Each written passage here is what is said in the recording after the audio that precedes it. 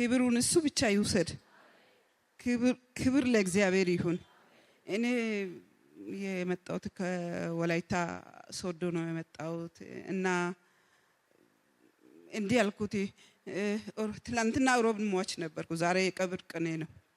በህይወት ከኖርኩ ውሃ ይዤ በህይወት ከኖርኩ እጄ ይመሰክራለሁ። ግን እግዚአብሔር እድል ስጠኝ አልኩት። እዛ ከደረስኩ በኋላ መድረስ ከወጣው በኋላ ተንበርክኬ ሳላመሰግን ህዝብ እልል ሳይሉ አልመሰክርም አልኩት።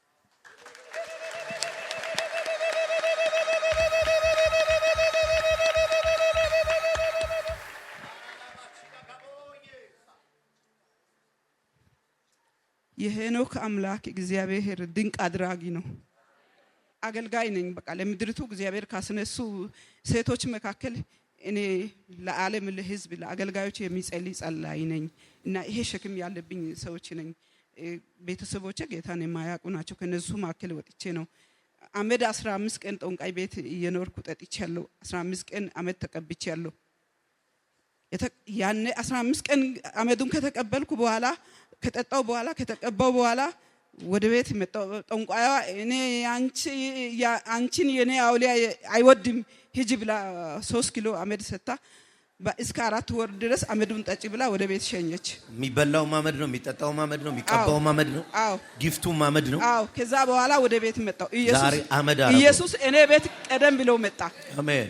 ቤት ከገባው በኋላ ጌታን በታምራዊ ሁኔታ በአንድ ሰው ቆሞ እግዚአብሔርን ተቀበልኩ። ከተቀበልኩ በኋላ ያኔ ምሽት እኔ ጌታን ከተቀበልኩ በኋላ ዘንዶ ሞተ፣ ሴትዮዋ ሞተች። ከዛ ዙራ ግንተን ወላይታ ሶዶ ገባን። ከዛ በኋላ በቃ ሁሌ ጸልያለሁ፣ ለምድሪቱ ላለው ነገር ሁሉ ጸልያለሁ። ቻናል ይሄን አይቼ አላቅም። ትንሽ ልጅ ለማሳደግ የመጣች ልጅ ቻናሉ እንትን ከፈተችን።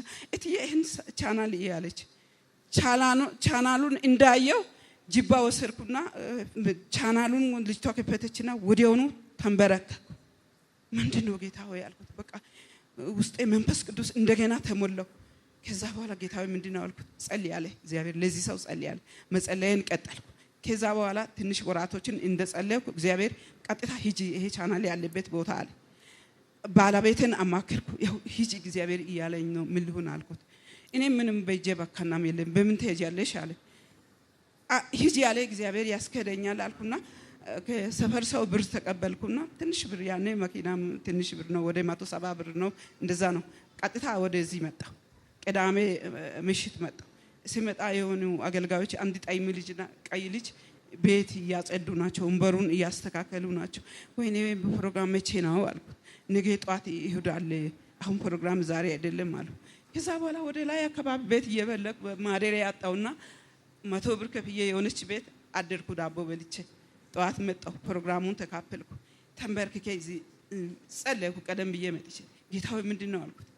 እኔ ከዚህ ስትሄጂ በቤትሽ የሚሰራው ነገር አለ፣ ለልጆችሽ የሚሰራው ነገር አለ።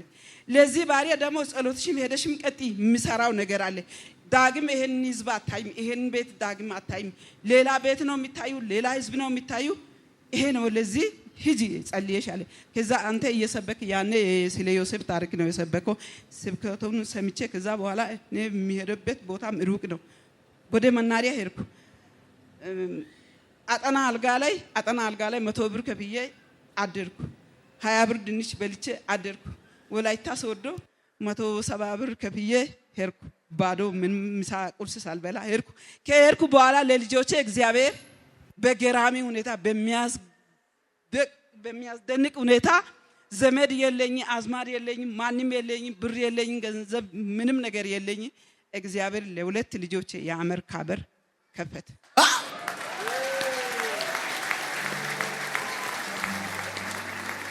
ሻዳሃላቦ ሳካ የአሜሪካ በር ከተከፈተ በኋላ አንዱን የዛሬ 2 ዓመት መጥቼ ሰርጌ ወደ ቤት ከተመለስኩ በኋላ እጄ እግሬ ታሰረ፣ ሽባ ሆነ።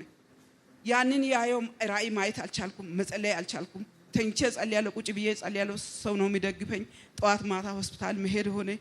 በቃ ተሰቃዩ፣ ቤተሰብ ተሰቃዩ፣ እኔ ተሰቃዩ። ለምስክርነት ባለፈው ወር የዛሬ 3 ወር ለምስክርነት መጣሁ። አዲስ 49 ነበርኩ። እንዳለ የሞት መንፈስ እንዳለ ሞትኩ። 4 ወር ሙሉ ሆስፒታል ወሰዱ። ምንም በሽታ የለብኝ ከሞት አፋፍ ላይ ድኜ ትላንትና ሮብ እንደዚህ የተከፈተ እንትን ጉርጋዳ ያለው የሬሳ ሳጥና ያለው እግዚአብሔር አንድ ድል ከሰጠኝ ሄጄ እመሰክራለሁ። ይሄን የሞት ጉርጋዳ ይፈንልኝ አልኩት። ከዛ ከትላንቱ በፊት ነው ይሄ? አዎ ትላንት ሮብ። እሺ። ከዛ ውሃ እንደዚህ እየጸለይኩ ጎን ላይ ሰው ይጮሃል። ትልቅ ጎረምሳ ልጅ ወርቆ ይሞታል። ከዛ ይሄን እየጸለይኩ የሄኖክ ከአምላክ ተሳፍረ ውሃ ወጥቶ ነፍስ ወጥቶ ውሃ ሲሉ ወስጄ ደረቱ ላይ እጄን ጫንኩ። ጭንቅላቱ ላይ ውሃ አፈሰስኩ። 5 ደቂቃ ሳይቆይ ልጁ ብድግ ብለው ተነስቶ ቆመ። እግዚአብሔር ይሄን ነገር ስለዚህ እግዚአብሔርን ስለኔ ክብር ለጌታ ይሁን።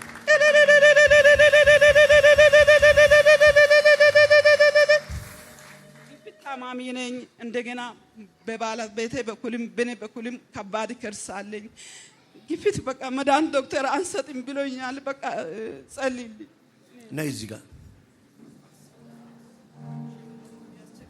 ነይ እዚህ ጋር እጆችሽን ዘርጊ። ፈውስ ይለፍ። ረሃባዲ ሲካባዱ ፈውስ ይለፍ በኢየሱስ ሞትን ሽረዋል። ክብር አምጡ ለጌታ።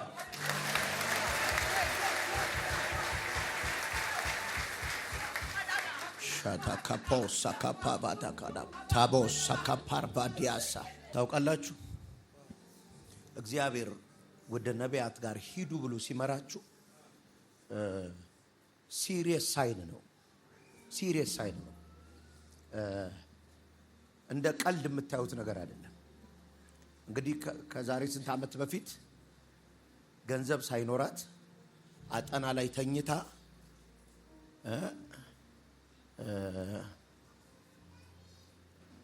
የወሰደችው ቅባት ነው ላይፏን የቀየረው። በምንም አይነት ሁኔታ እንደመጣችሁ አላውቅም። አምሹር ግን አመ ፕሮፌት ኦፍ ጋድ የእግዚአብሔር ነብይ ነኝ። የሆነ ጠንካራ ክንድ ሰበራል። ይኸውልህ አትበሉም ብሎ የያዘ ፕሮስፐር አታረጉም ብሎ የያዘ አይከናወንላችሁም ብሎ የያዘ አንድ የታገላችሁ ክንድ ግን ዛሬ ይሰበራል።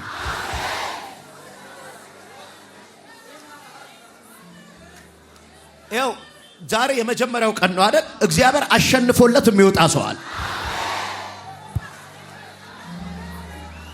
እግዚአብሔር አሸንፎለት የሚወጣ ሰዋል። ስሜ ፋንቱ ግዛው ይባላል። የመጣሁት ከድሬዳዋ ነው። ዛሬ እዚህ ቤት እንዴት እንደመጣው ራሱ አላውቀውም። ገና ስመጣ እግዚአብሔር በቃሉ ተገናኘኝ። ኢየሱስ ጌታ ነው። በእውነት እግዚአብሔር ያለ ምክንያት እዚህ ቤት አላመጣኝም። እመሰክራለሁ ብዬም አስቤም አልሜም አላውቅም። እና የሆነልኝ ነገር ማለት ነው በቴሌቪዥን ማለት ነው የግንባታ ማለት ነው ብር ስጡ ሲሚንቶ ይሄን ያህል ግዙ ሲል ማለት ነው እኔ ጂፒኤስ ቲቪን ማለት ነው ልጆቼ ትምህርት ቤት ሲሄዱ ግቢ ውስጥ እኔ ብቻዬን ነው ባለቤቴም ወደ ስራ ሲሄድ ቤት ውስጥ ከፍቼ በቃ ማበድ ነው እንተነምለው ማለት ነው። እና በቴሌቪዥን ላይ አንድ ሲሚንቶ ብትገዙ እንደዚህ እንደዚህ ያልክ ስትል ምንም ነገር የለኝም እና 1000 ብር አንስቼ ወዲያውኑ ሄጄ ዘራውኝ ማለት ነው። ባንክ ላይ ሄጄ ማለት ነው ጻፍኩኝ ከስር ቁጥሩን ጽፌ ማለት ነው። ከዛ በቃ እግዚአብሔር ስራዬ የተበላሸ ነው የኔ ስራዬን አበላሽቶ ኢሚግሬሽን ነው መሰራው ነበር ድሬዳዋ ላይ ተበላሽቶ 3 አመት ነው እንደዚህ ነው ቁጭ ካልኩ ማለት ነው። ከዛ ደውለው ቶሎ ነይ ብለውኝ ማለት ነው መጥቼ ፕሮሰስ እየጀመርኩ ነው። ኢየሱስ ጌታ ነው። እግዚአብሔር ትልቅ ነው። ነይ በቃ ቶሎ በይ ብለውኝ ማለት ነው። ፎርም ምናምን እየሞላው ሳምንት ሙሉ እዛ ማለት ነው። እዚህ ደግሞ ብድርና ቁጠባ አሉ እዚህ ከፍተዋል ብለው ነው የመጨረሻ እነሱ ጋር ልጨርስ የሉም ብለውኝ ቢሮ ቀይረዋል ብለውኝ ነው ዛሬ ምክንያት አለው እግዚአብሔር እዚህ ቤት ያመጣኝ ማለት ነው። እና ደግሞ እንደገና ደግሞ የምመጣበት እንኳን ብር የለኝም። እግዚአብሔር በሚገርም መንገድ 10,000 ብር እጄ ላይ ከባለቤቴ እጅ መንጥቆ ሰጥቶኝ ኢየሱስ ጌታ ነው። በእውነት በቃ እግዚአብሔር ካለ አለ ነው። በቃ ብሏል እግዚአብሔር በቃ ብሏል አንገት መድፋት እና ከዛ በቃ በሚገርም መንገድ ይሄ የገረመኝ እያለ ልጄ ፈረንሳይ ሀገር ነውና 5 አመቱ ከሄደ ማለት ነው ነገር ሁሉ ተይዞበት እግዚአብሔር በሚገርም መንገድ ሻንጋይ ፒዛ የ10 አመት እግዚአብሔር አስለቀቀለት። አሜን። በቃ ይሄን ዘር ከዘራው ጀምሮ እግዚአብሔር ይሄን ዘር ከዘራው ጀምሮ እግዚአብሔር በሚገርም መንገድ ያስደንቀኛል። በቃ እኔ አሁንም የእግዚአብሔርን ቤት እግዚአብሔር ይባርከኝ፣ የእግዚአብሔርን ቤት መስራት ነው የምፈልገው። በቃ እግዚአብሔር ይሄንን ይርዳኝ። ባለቤቴ ደግሞ ጫት ቃሚ ነው። እያየክ ይሁን አለ ሆነ። የታለ ታዲያ የሆነው ይላል ተመልሶ እና እኔን ነው የሚመስለኝ እወደዋለሁ ግን ዝም ብላችሁ ተዋሻል ይላል እና አያምንም። በጣም አጋንንት የሚጫወትበት ነው። ስለሱ እንድትጸልይልኝ ፈልጋለሁ። በቃ ፈተና በቃ የሚሆነውን ነገር ጠላት ስላየ ፈተና ቢያበዛም ኢየሱስ ጌታ ነው። አሜን። አሸናፊ ነው የኔ ጌታ። በጌታ በኢየሱስ ባለቤት እግዚአብሔር ምርኮ አድርጎ ይስጥ። አሜን። ተናግሬያለሁ። አሜን። ይሁን አለ